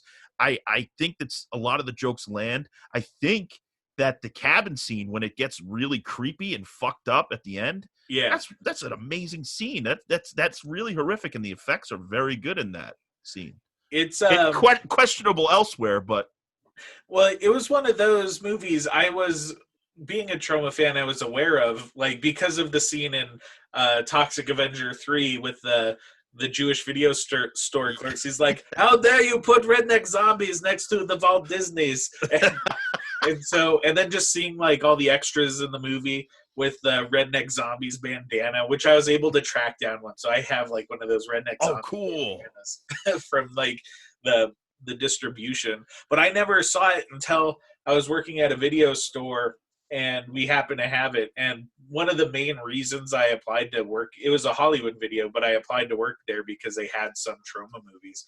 So it was like the whole 6 years I worked there, it never left my employee pick shelf. And it was like always there. And then when I was there, when they were getting rid of all the VHS tapes, so I was able to snag, I see it. I see it right here in your corner. Yeah. Oh, that's awesome. My old video store. You got to put that out online. That's so great. So it's just fun. And being an independent filmmaker, like, you can feel for this movie, I feel more than like watching something that's shot on film, because you can relate to the struggles and you can kind of tell what they went through making this movie. Totally. And it's like, it's just the way that they also describe it there's a very good Troma Masterpiece release of this. Yes. Troma Masterpiece DVD, and there's a lot of extras. There's a lot of interviews. There's a lot of behind the scenes stuff. And basically they shot it over the course of a full year. And in certain scenes, it's like cuts from winter to like summer, and it's like different thing, but it just works because it's fantasy, and whatever you're going to do, it is what it is. But it's just like they did it by hook or by crook. And then they got it to Troma, they got it distributed. And then Pericles went on to work on the Toxic Avenger and did special effects and stuff. So yeah, he was a major player after Troma got this movie, like in Tromaville. Yeah. Well, let's dig into going through the plot and everything of this movie. So the movie starts out with an opening title crawl. Basically, it's like Like, if one of these toxic waste barrels goes missing, then the entire human race will be destroyed. and of course, the guy who's driving it, there's no like bungee cords to it. There's no nothing. It's just like in the back of a van, like bouncing around. And he's smoking weed in this Jeep with like a dog wearing sunglasses. Yeah. Oh, it's so good. Isn't there a scene before that? What happens? Yeah. There's the psychiatric hospital. Yeah. So for whatever reason, the movie starts out in a psychiatric hospital, and you see somebody reading a Fangoria magazine, and they're putting cigarettes out on their arm, and then we get the Redneck Zombies title song once we meet our heroine Lisa. Yeah. And so what did you think of the music in this movie? Because there's a soundtrack that Toxic Toast put out on vinyl, and then the Troma Masterpiece has a CD. Yeah. The first time I saw it, I was a little taken out for the first song. I didn't expect that to have like the Redneck Zombie, like actually referencing the Redneck Zombies and all that stuff in it. I was like, what? But then I started to get the tone of it as it went. Like that set the tone. Yeah. You know what I mean? So, but now I love it. I mean, I it's like if that first Redneck Zombie song doesn't hit, you might not enjoy this movie. But if it hits, you're gonna fucking love it. And so, and then the score in it's pretty cool too. It's like all a weird synthy, and it's like probably a nice 1980s Casio. Well, there's an interview with the guy. What's his name here? I have it written. Adrian Bond. It's on the Troma Masterpiece DVD version. There's a quick interview with him, and he said he's like, I just had equipment, and so that's why I was asked to do it. And now people sort of like in the forums and stuff look back and say it was like a masterpiece early score. And he's like, I'm not going to say that you're wrong, and I'm not going to say that you're right. I'm misquoting him probably, but essentially it's like, yes, it was like one of those early scores. This guy did this like really cool, interesting stuff with this stuff that wasn't readily available to everybody. So I think it's a really cool score. Yeah, and that's one of the neat things about that Troma Masterpiece DVD is that you can, pop that into your car and listen to the Redneck Zombies like Radioactive Waltz whenever you want to. Yeah, I love it. And so, we see the Jeep going around, and he's bouncing along with that barrel in the back, and we get introduced to a group of campers. And they don't really say anybody's name until like the movie's almost over. Yeah. All of a sudden it's like Lisa. It's like, who are you talking about, Lisa? Like, who's Lisa? It's like I guess it doesn't matter. It's like, well, there's the gay one, there's the black one, there's the female black one, and then the guy with the army hat. Yeah. They got like the stereotypes going, but they're not like typical stereotypes. They're like, it's just all odd, weird people. Yeah, and for whatever reason, they're camping in the middle of a field. Yeah. So they're off camping and are trying to find their campsite, and the soldier ends up losing his barrel. And so he's going to look for it, and he comes across one of my favorite characters in the movie, Ferd Mertz. Oh, yeah. Who's a big, fat redneck guy, and he's like... I wish he was in more movies because he was great. He's pretty funny, and he's listening to the commentary. He improvised most of his scenes. I don't know how strict Pericles Lewnes was to the script, but they definitely let him just like ham it up, and he finds a barrel, and he can't read. He's like, "Do not open until Christmas," but it just says radioactive waste on there. I kind of feel bad that the other guys, the actual family, they take the barrel from him.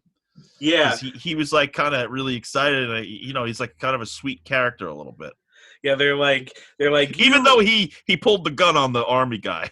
Yeah, get off my soil. Yeah, get off my soil. I mean, he's right. You're trespassing, so go away. Yeah, so he scares off the army guy, and then the family of.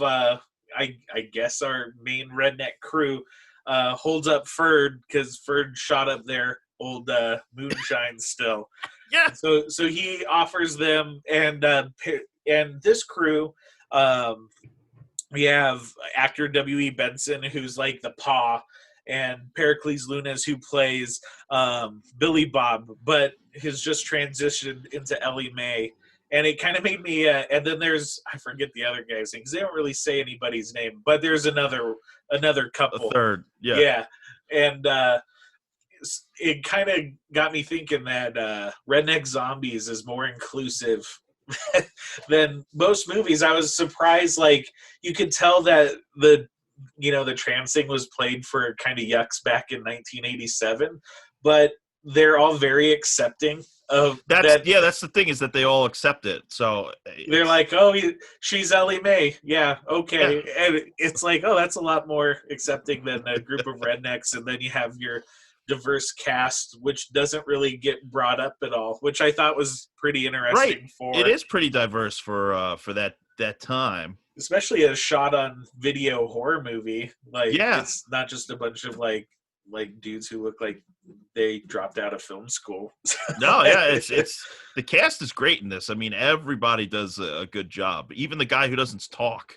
Yeah, does a great job. Yeah, there's a random camper who's just like drinking in the background, and he doesn't have any lines, and maybe only one or two close-ups through the entire movie. He's just constantly drinking a new bottle of something. Where he finds it, you don't know, but he got it. So our family of rednecks, they get this barrel, and they decide they're going to use it for their new still. But Ellie Mae spills the nuclear waste into the corn squeezins, and but they decide it's fine. If you watch the Blu-ray, the DVD, Troma Masterpiece, if you can find one, there's a bit of information that he actually concussed his head on the first take, and it's in the movie. So you'll see when he falls with the barrel, it like spills, and then it cuts back, and you can see him bang his head on the barrel for real. And I guess he got concussed. Yeah, that's what they said, a real concussion. So, but he kept filming, so how bad could it have been? But I guess he went to fix it afterwards. Yeah, he still finished the movie. He finished the movie. So they get kind of this still up and going, but the best character in the movie then pulls up, the Tobacco Man. Oh man, the ice cream tobacco man. He's the ice cream man for tobacco. What a great idea. He looks like a cross between one of the members of the band Ghoul and Friday the 13th Part 2 Jason. But they have like a weird like distortion on his voice, so it's like echoey and demonic sounding. But it's the same actor as Pa, the W.E. Benson. Yeah. and funnily enough, that guy went on to do a lot of stuff with NASA. Yeah. And film stuff and won Emmys and stuff. So for Redneck Zombies, he went on to a huge career. And he's like a Shakespearean trained actor, but he's like still best known for Redneck Zombies. But it's crazy to think about that Redneck Zombies has helped the space industry. It's amazing. And I love this character. I kind of wish there was more than just like this scene in the movie or I know, a spin-off. He deserved to come back for one more scene at least.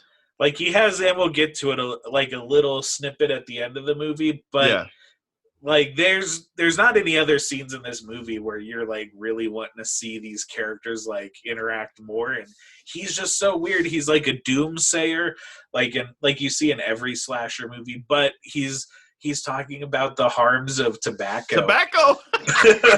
You'll be doing dip until the day they do. And he like tells how the lips will fall. What does he say? He's like, your jaw will fall off and then you'll die a slow death. So good. And he's just such a cool character. And all these guys, they run back and they see that all the moonshine is now distilled, and it's green because toxic waste is green. And I will say this, so I have worked in a laboratory, and I will tell you toxic waste is just clear. So so that is disappointing. I was more disappointed when I saw that in real life that it doesn't have a bright green hue. Whoa, that's crazy. That's amazing. So wait, it's like liquid. It's just like a clear liquid. Yeah, it just looks like water. So they make Ellie Mae go deliver this hooch to everybody, and then it cuts back to those campers. And like I said, I don't remember the names because they don't really say them. But I think his name was Bob, and he has taken the world's largest piss into a pond because one of the big selling points of this campground was there's even a pond to piss in. And they say that 3 or 4 times, and sure enough, he is peeing in that pond. Oh, hell yeah. that is a big selling point for there. And then as he's peeing in the pond, it cuts back to Ellie Mae delivering and she picks up a hitchhiker in a scene lifted directly from Texas Chainsaw Massacre. Yeah, I thought that was great. I don't think I ever really thought about it until this viewing that it is, and it couldn't be any more clear, but it's a parody of the hitchhiker from Texas Chainsaw Massacre. But instead of working in a slaughterhouse, it's a barber. And he's showing pictures of all the haircuts that he's given. Yeah. Oh my God, it's so fucking funny. And at the end, he does the same thing, the same run or whatever. But instead of spreading blood on the side of the car, he picks up a jar of moonshine. Yeah, and he even cuts him with the razor. But he's like, "What do you think of these new electric razors?" Instead of, he's like, "Oh, you don't get a good shave that way." It cuts back to the campers, and they're all smoking weed, and the rednecks, they start drinking the radioactive drink.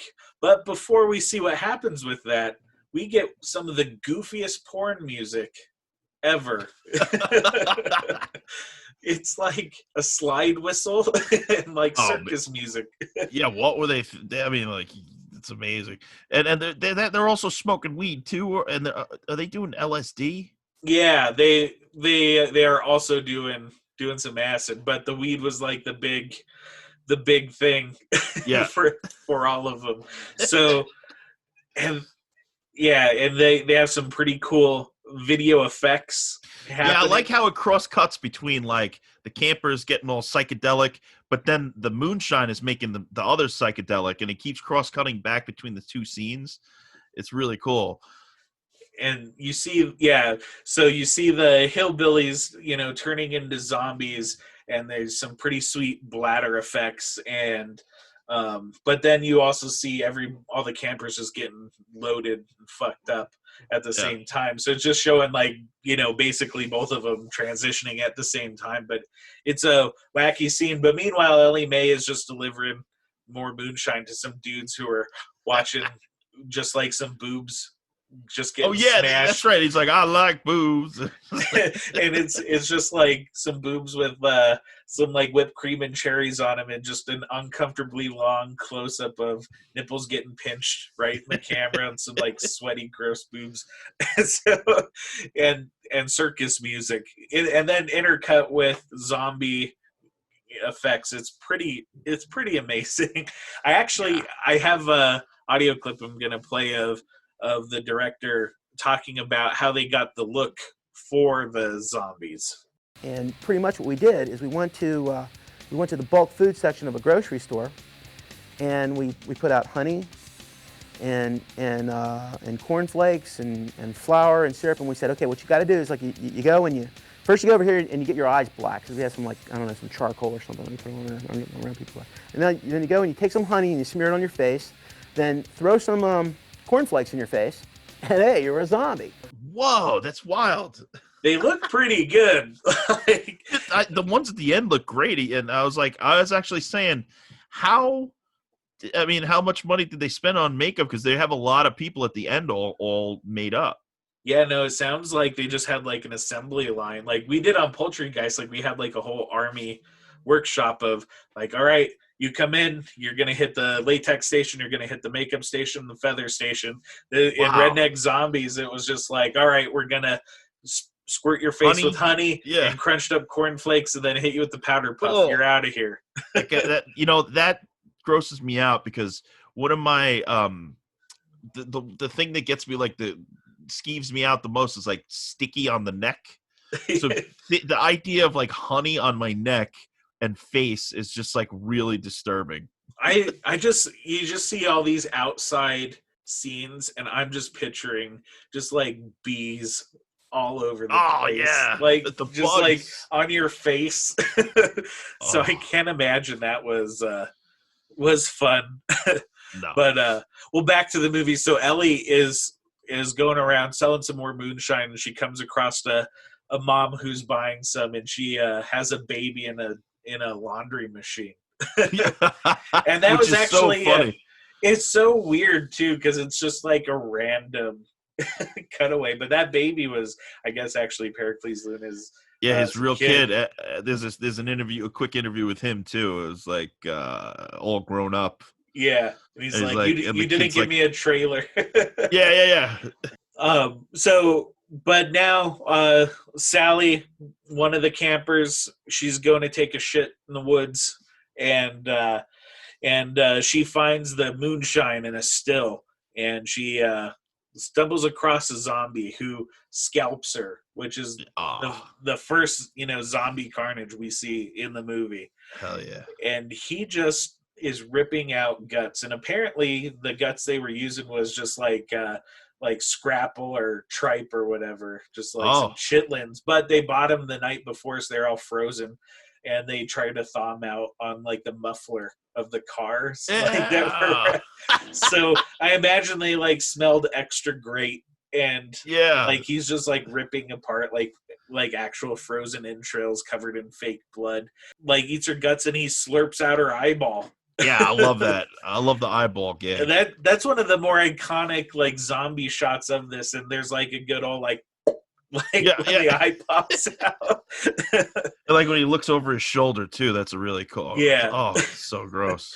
So one of the other campers sees that, and she runs off, and she bumps into Ferd, who is he's not being very helpful, and he sees the zombie and wants nothing to do with it. So he's like pushes her right back at him. And that zombie he eats her, and Ferd runs off and finds the shine, and he sees the body and has a moral dilemma of committing necrophilia or not. Yeah, it's very. He's like, she won't put up as much of a fight as I'm used to. Ellie Mae goes to sell some more shine and finds Ma, and Ma's holding a baby pig. And that pig, I love that baby pig. She's like, you're not gonna get in my pan. You're not gonna be my bacon. And that pig, like, I kept watching, and it like falls asleep a lot when they're filming. But I was like, did they kill that pig? Is that pig dead? Because it looks dead in some of those shots, but like there's a couple where it's like, it's like trying to get out of her arms. Yeah, so I'm just like wondering. It's like it just kept trying to squeal away, and she like just choked it out. Yeah, maybe asleep. afterwards. And but it is a cute little piggy. Oh, so cute. But yeah, all the campers, they go looking for the girls who went off, and they find the legs of Teresa, who Ferd just interacted with, and Ellie's still selling more moonshine, but she's back at another Texas Chainsaw Massacre house where they're torturing women. Yeah, oh my God. And then the campers are they're freaked out because their friend is dead, and they're like, where is her head? But her whole body's missing. Yeah.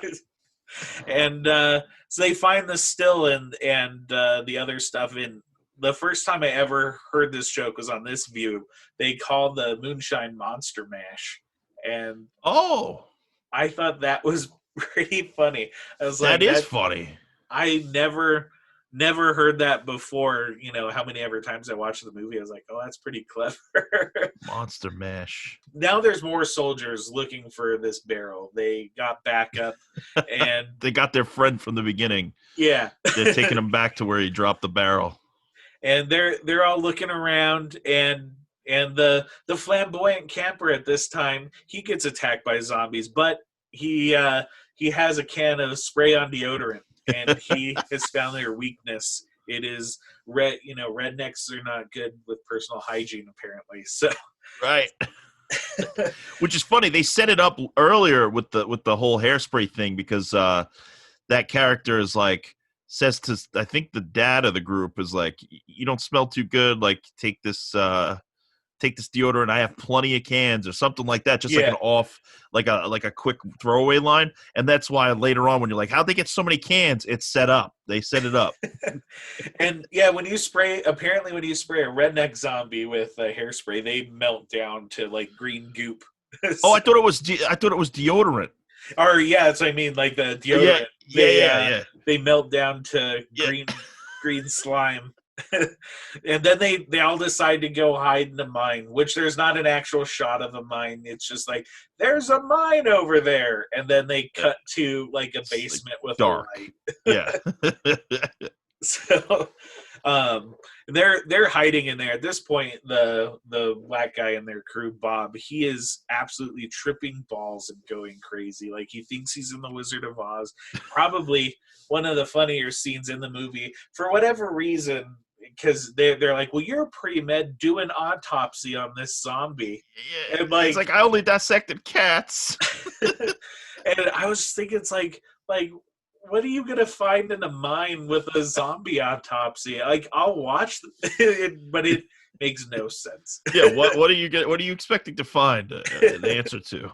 But it turns out it doesn't matter because the dude is tripping so many balls, so he thinks he's like pulling out shoes and garbage and like a little stuffed animal that he like puts in his pocket.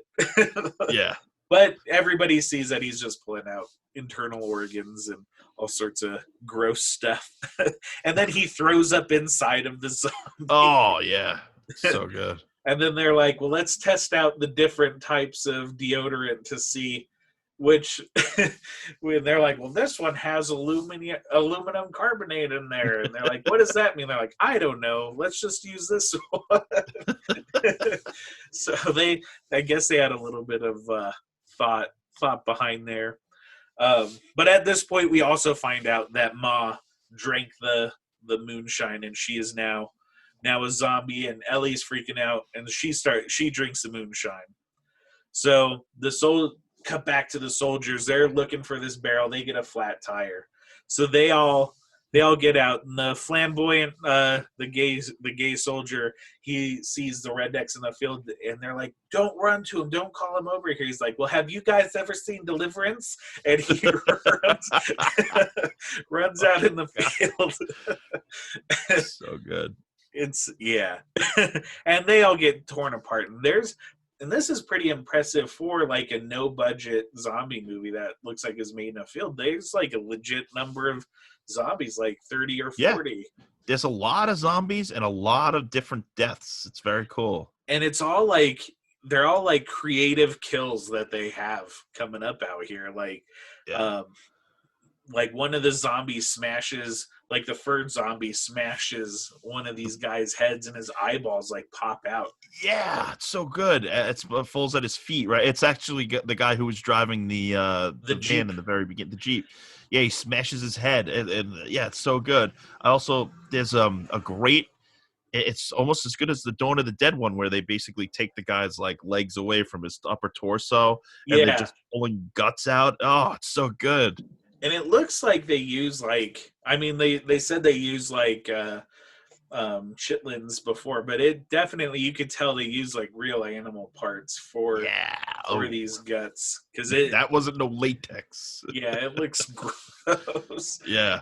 And I guess like for like the eyes, they kept saying that they use gummy worms. So I was trying to watch the movie to see where they use these gummy worms for the special effects, and I'm pretty sure they used them as like the retinas for the eyeballs that pop. Oh. So like they had like, I guess these like gummy eyes like with gummy worms hooked to them that the third zombie eats, which that like I remember seeing that clip like on all the old Troma DVDs when you do the Troma intelligence tests, and if you got a question wrong, they would show you a gore scene, and that was always one of them, which I thought was like a pretty cool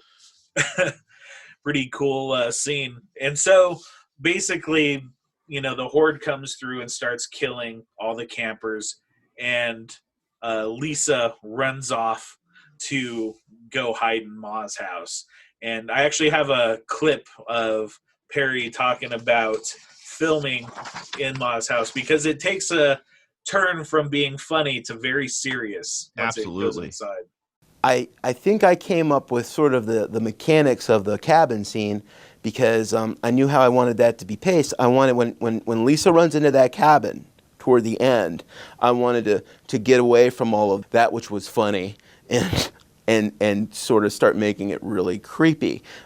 We do go for a couple laughs in the cabin scene. I think it works, but I think that the horror does overpower what's going on there, and people, fans that I've met at conventions and emails that I've gotten have told me that they really love the cabin scene. They really, sometimes some people said they had to stop and have a cigarette. They just had to take a little break, and that's kind of flattering, actually. Which is also funny in this scene. It should be noted that the actress who played Ma, and they talk about it on the commentary, originally was threatened by her church to be excommunicated because she was in a satanic movie. So the Ma zombie is just like a dude who was on the set that they put in a wig and a dress. Yeah, I saw that in one of the behind the scenes interviews, because this time before I watched it for this, I watched those first, and you could see his armpit hair.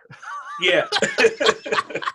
You're like, oh, Ma. I mean, not that, hey, if Ma had the armpit hair, that's all well and good, but it's obvious that it's that circumstance, it's a guy. And then they're like hamming it up. Very There's a lot of Three Stooges references in this movie, anyways, but just very slapstick. Ma gets knocked out by an ironing board. That's funny. Yeah. And that's like kind of the last joke, is like she gets knocked out and then it turns deadly serious. I mean, it's just like the disgusting guy on the table. And he's like just like turning to like just like putrefied goop on the table. And Lisa grabs like a hammer and like bashes him in the head. Yeah. And grabs a spoon and sticks it in like his temple. And it's just like gross slime that comes out, and he looks disgusting. And then probably one of my favorite headshots in a movie is in Redneck Zombies. I'd put this headshot up against the one in Maniac. I love it because she smiles as she cocks the gun, and the redneck kind of smiles back at her, and then all of a sudden she shoots and it explodes. It's such a good cut. And it's crazy. They edited this whole movie linear. So what that means, like if you haven't made movies nowadays, you can cut back and forth on a computer if you don't like something, and you can go razor thin to the moment. When you're editing linear, it's really hard to be precise. You basically have two tapes that you're recording to, and they got this headshot seamless where it cuts from like the zombie actor to his like head exploding, and you can't see the cut. Yeah, no, it's an amazing cut. It really is. It's just a gruesome, and his like creepy smile he gives her right before his head gets blown off. It just makes it super eerie. Yeah. And so after she blows his head off, she runs out and gets attacked by the furred zombie, and she kills him by stabbing him in the eye with a corn cob. and then we see that it was really just something that happened in the psych ward all along. She's chained back up in the psych ward, and the random drunk guy who was hiding in all the shots is reading the Fangoria magazine, and he shrugs at the camera, and the movie's over. But there's a thing at the end where they like illuminate her stomach. So I was listening to the commentary, and they're like, well, we did this shot so you could tell she was pregnant. And I was like, oh, I guess. But are they implying that she was raped by a zombie? So there is a shot in the movie where she's like zipping her pants up, and I think it's implied that maybe like Ferd or somebody was going around raping people. Oh. But they don't really ever talk about it or show it. And I had no idea. And then they have like a weird baby cry as the because I didn't notice that the very first time. This time I noticed it. I'm like, they're setting it up that she was raped by a redneck zombie, and that she's carrying a redneck zombie's baby, and that's like, I guess, the setup for the sequel. If they do, because when it lights up, it's like green, like the moonshine, the baby in her stomach. If they do the sequel, it should just be like Son of Redneck Zombies. Oh, that would be great. That'd be great. Kin. Yeah. Kin of Redneck Zombie. The next kin. The next kin. Yeah. I have a clip of Lloyd talking about meeting Pericles Lewnes and Perry talking about, his time in Troma. Well, Pericles Lewnes, who is the genius behind Redneck Zombies, he was living down in Baltimore when The Toxic Avenger was showing in his neighborhood movie theater. He loved it, and he also was a big Troma fan. So the Troma influence is being carried on by Pericles Lewnes and Redneck Zombies. What's interesting about Redneck Zombies is one day, Michael Hers and I were in our office minding our own business. When out in the reception area appeared two young men with knapsacks on their backs. They just came out of the Port Authority at New York, and they told us that they had always wanted to have their movie, Redneck Zombies, distributed by Troma. Lloyd Kaufman of Troma fell in love with this. And, he had Ed and I come up to New York, and we sat down with them and we made a deal. And it was really a match made in heaven, Redneck Zombies and Troma. Lloyd and Michael Hertz took really good care of us. And if there was anything that was innovative, it was how Troma was able to take Redneck Zombies, a movie rejected by every other independent distributor, and to promote it to the point where it has become a cult film and, one of the most recognizable posters, in independent filmmaking. What's interesting about Pericles is he eventually worked for Troma and was a major part of the Troma team for many years. He was on Troma's War. He was the special effects coordinator for Toxic Avenger Parts 2 and Toxic Avenger Part 3. Lloyd took me on. He took me on to work at Troma. I worked on Troma's War. I worked on Toxic Avenger 2, Toxic Avenger 3. I worked on Sergeant Kabuki Man NYPD. And I did a little work on Death by Temptation. Lloyd gave me the opportunity to be a special effects coordinator, to learn how like independent movies are made, and I was also a second unit director, so he helped me to grow as a director. So, really, if there's any innovation to talk about.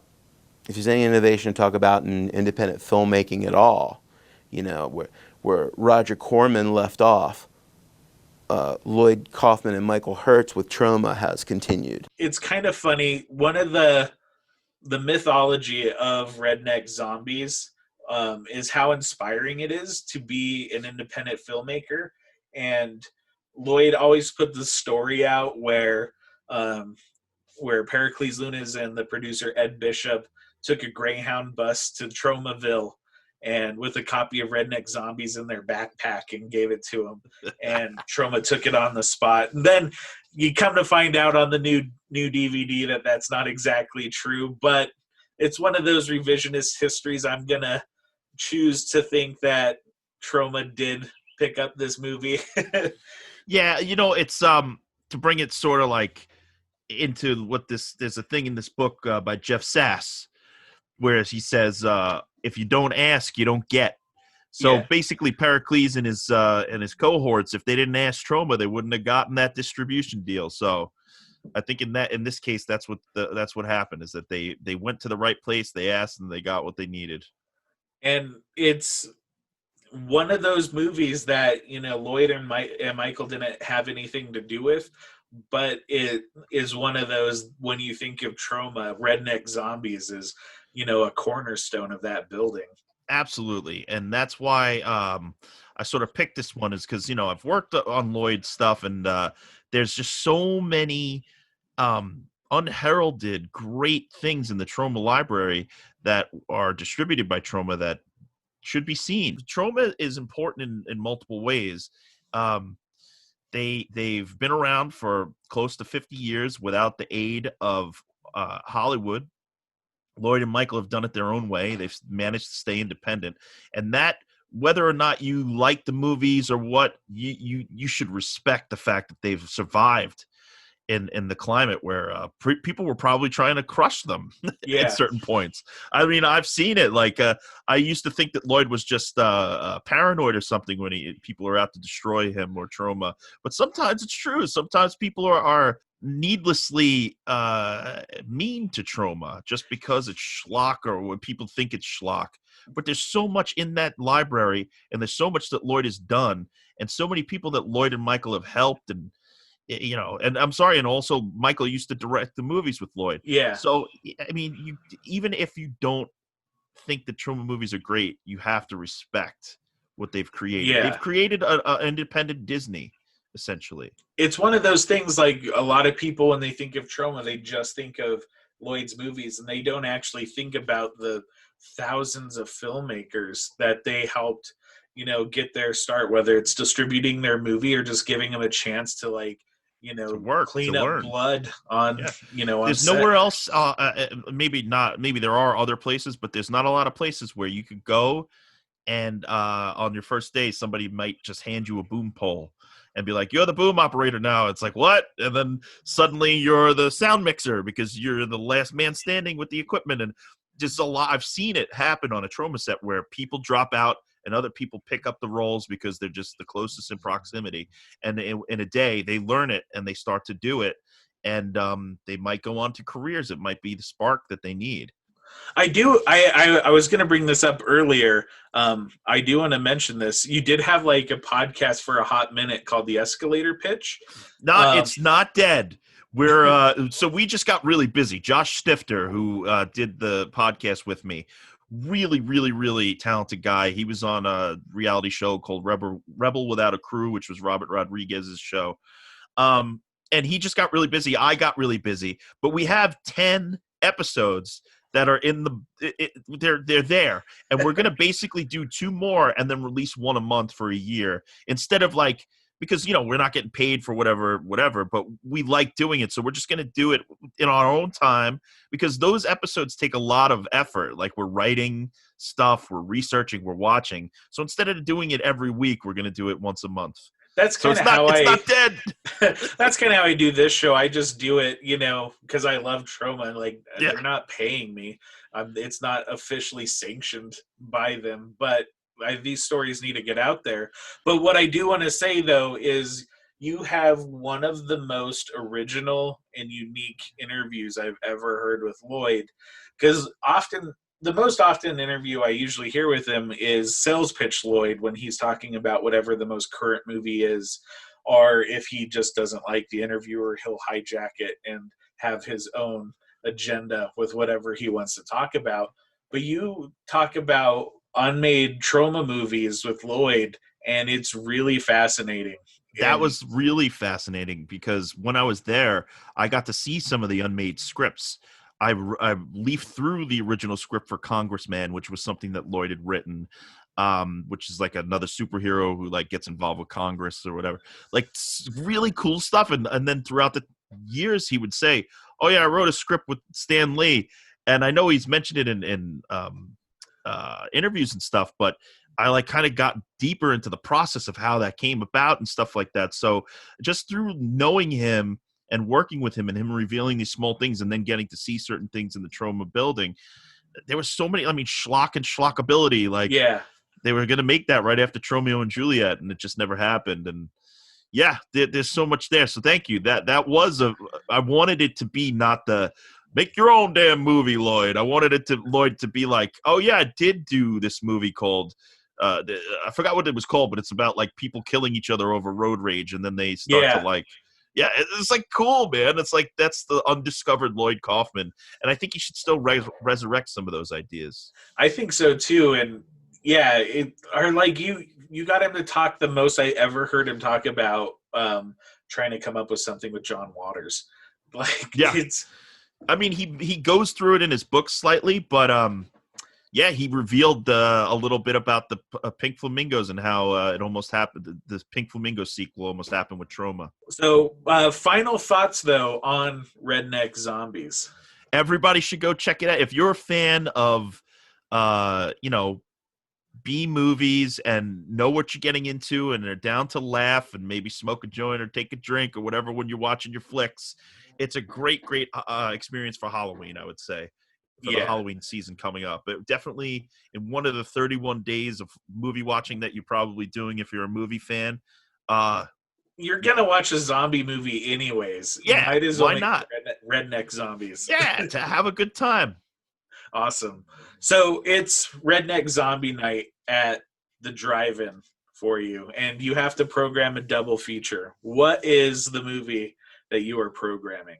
Oh, so if it were, I would do it where Redneck Zombies was the second feature. Okay. Because I would want people to have drank or smoked a little bit up until that point. But the first movie I would do is Burial Ground.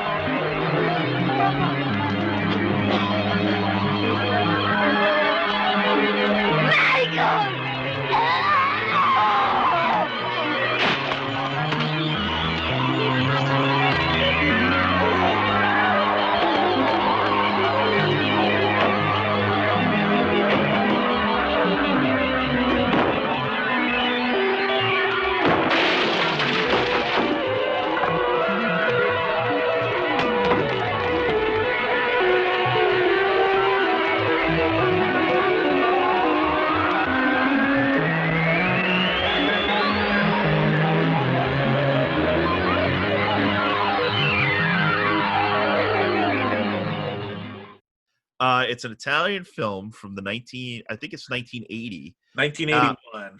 81.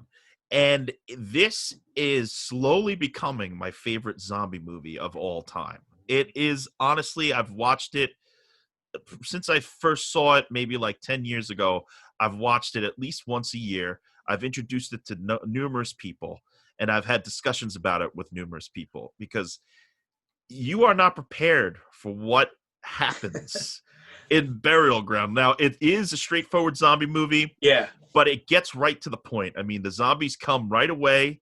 There's plenty of nudity. There's plenty of gore.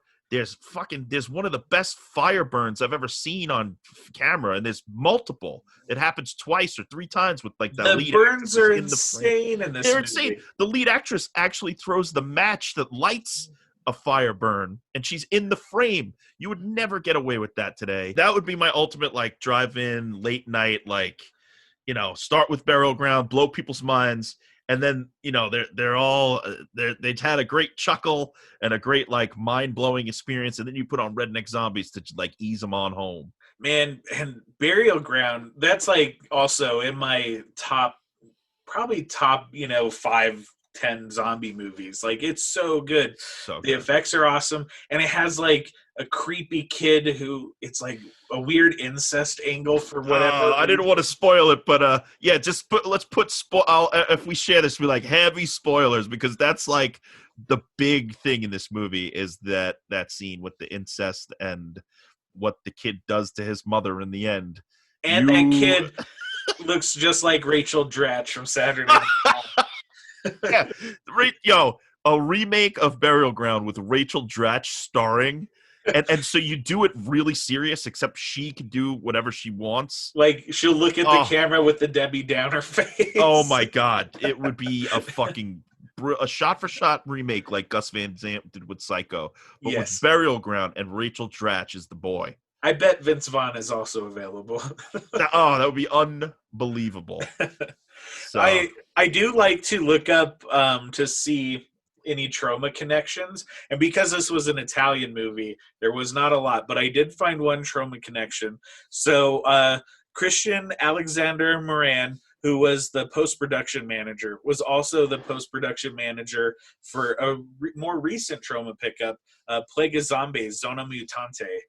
And if you have not seen that movie, it's also a pretty fun zombie movie. It's like made in Mexico. And I saw this back in the day when Fangoria put it out on DVD, and it's a lot of fun. I referenced it in my zombie movie because, you know, it was one of the first zombie movies I've ever seen where they're pulling somebody's intestines out, but of course the intestines are filled with poop. So, yeah, it's a good one. So, you know, check that out. It's on Troma now. See, that's one Troma we haven't seen, Plague of Zombie. And it's a new pickup from them. It's just like a fun zombie movie. And when I saw it, there was 2, and I think there's 3 now, and Troma has all 3 of them. Oh, get out of here! How new is the Plague of Zombie? Plague of Zombie, I would say it's probably like early 2000s. Wow, I don't even remember seeing this on the shelf. So yeah, no, it wouldn't have been. And Troma just got it. Fangoria picked it up. They had like a distribution deal, like in the late 90s, early 2000s, and this was like one of their international films they put out. But cool. Troma ended up with it, and I was super psyched because I thought this movie was just like dead and gone for when the DVD market dried up. So, and the movie I would pick for my double feature is the 1989 J.R. Bookwalter film, The Dead Next Door. The big news in Akron tonight is the unexplained appearance of grotesque, flesh-eating humans. At first thought to be the publicity stunt of local movie producers Anso Studios, the Zombie Doctors. Hurry, Father! They're coming! Channel 5 has now learned that this grotesque happening is, in fact, a reality, and one that is quickly spreading as more and more of these human cannibals appear throughout this area.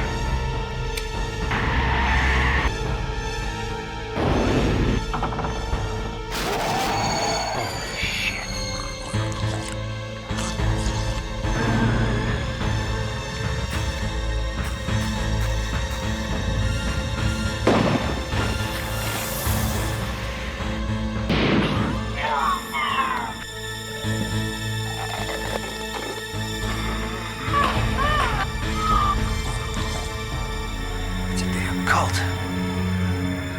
Welcome, murderers. It's about time.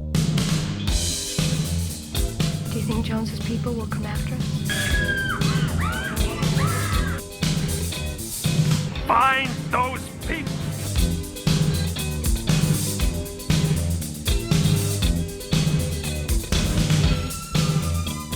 It's feeding time.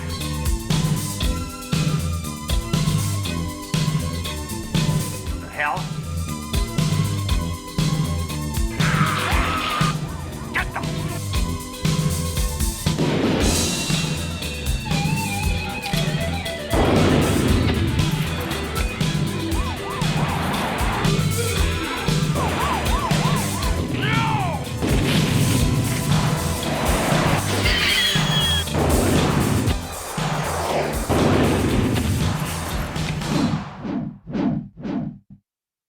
Hell yeah. I love that movie too. It's fun. I picked this one because I got the same feeling watching Redneck Zombies as this, where it was, it seemed like it started out with a bunch of friends. Instead of a VHS camera, they shot on Super 8 and they're just making a zombie movie.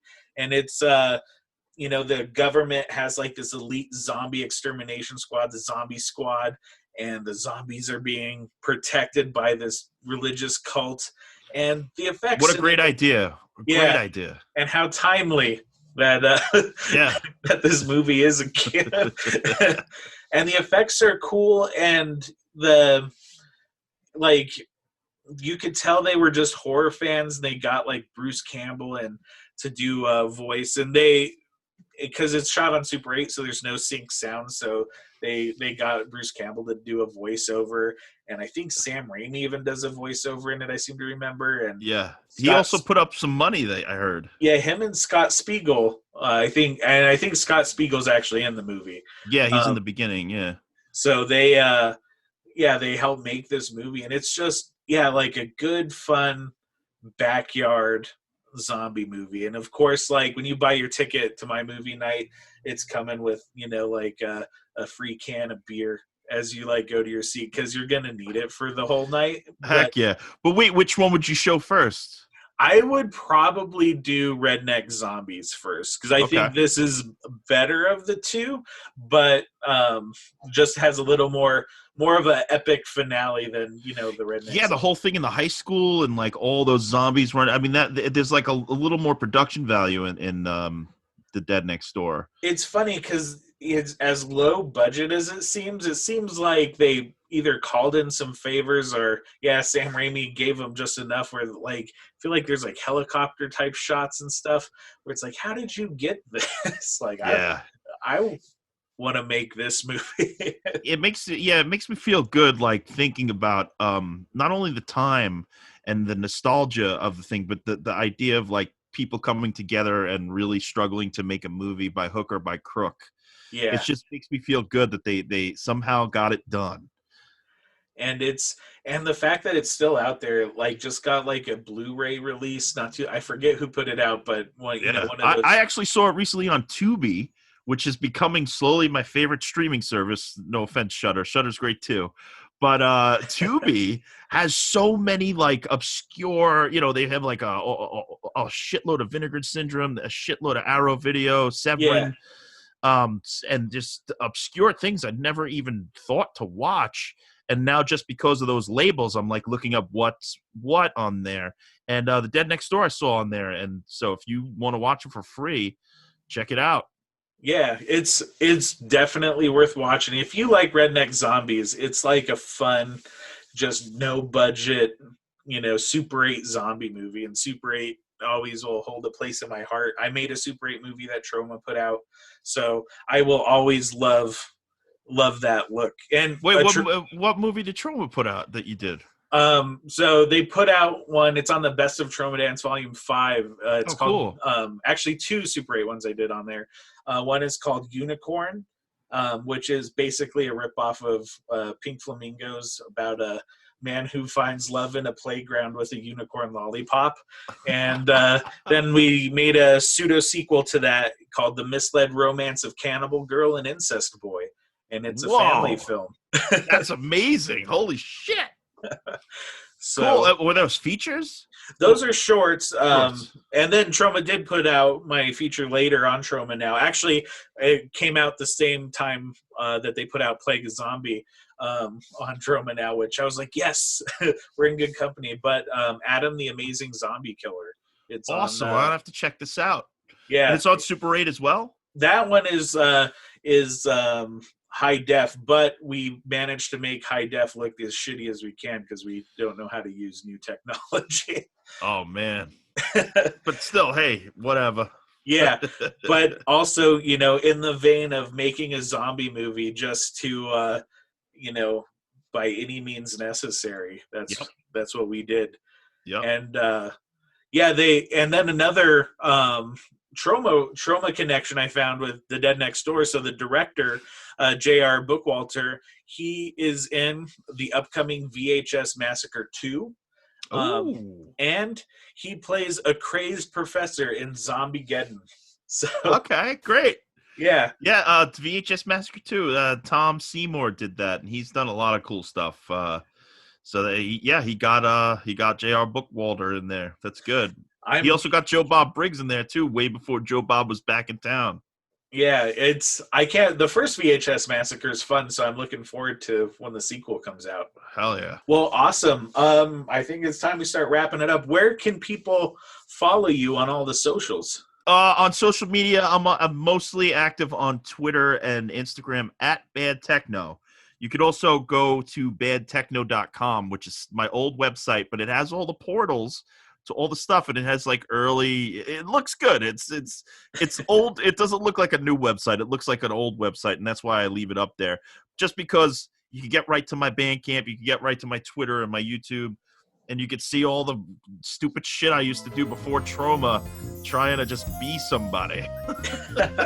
And you can follow me on Twitter and Instagram at Lego Larry. You can follow the show on Twitter at Talkin Troma. We're going to leave you guys with John's song, Shark on the Dance Floor. And as always, stay traumatized.